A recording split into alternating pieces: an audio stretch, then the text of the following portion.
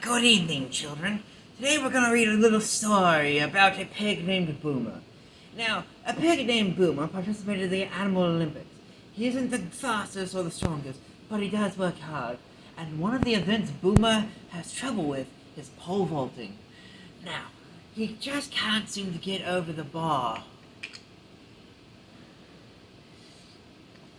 Yeah. Now, have you ever seen someone pole vault before? In the pole vault event, athletes use a long pole to prepare themselves over a high bar. You know what else does that? Catapults. Catapults also launch objects over long distances over far high walls, like during the siege of a castle's blitz. Now, the objects being launched are called projectiles.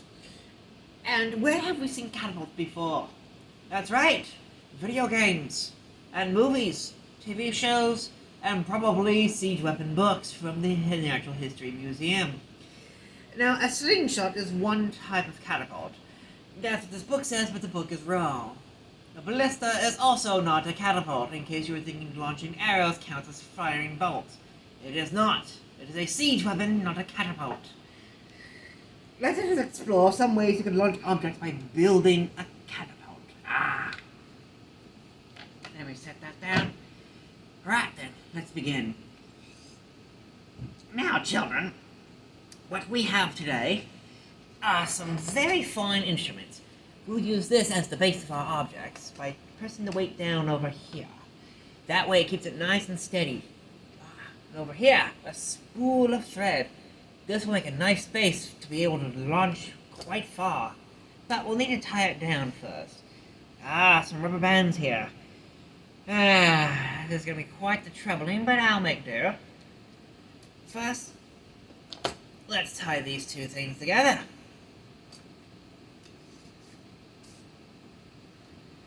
Okay, now we're tying these together because we want them to stick very well.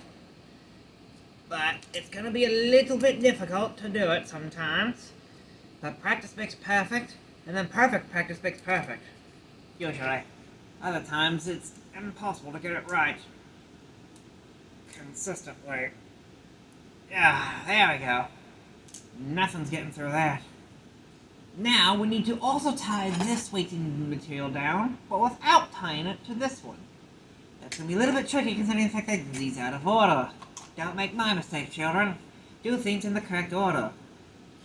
But, with a little bit of prestige and weaponness here, I think it'll work just fine. We'll use two of these instead, because no weight means less work for me. There we go. Perfect. Now that's ready. All we need to do is tie this bad boy down over here. Perfect. Now, lastly, we need to tie this spoon together, as that will be our launching mechanism. This is going to be a little bit trickier, as I'm dealing with a morally complete thing, making it harder and harder to use it without breaking it. But luckily, I have studied physics before, and basic engineering, more or less. We'll see. Come on. Come on. There we go. Right, come on. Right there. Alright. Loosely secured.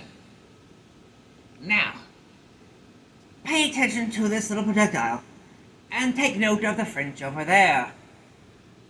See? They're already surrendering. That's how you know they're French.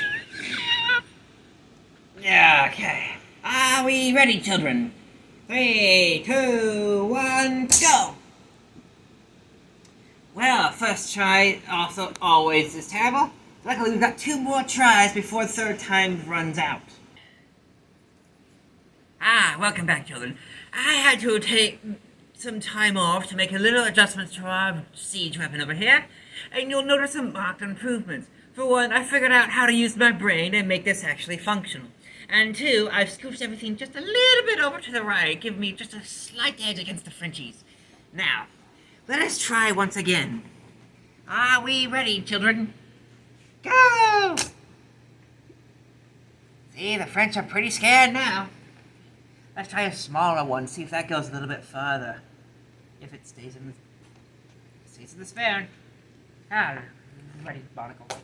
There we go. Clearly, the projectiles are scared. Well, if they stopped eating all the UNSC supplies, we wouldn't have to microwave them again. Close enough. Let's try one more time. Alright. Ready.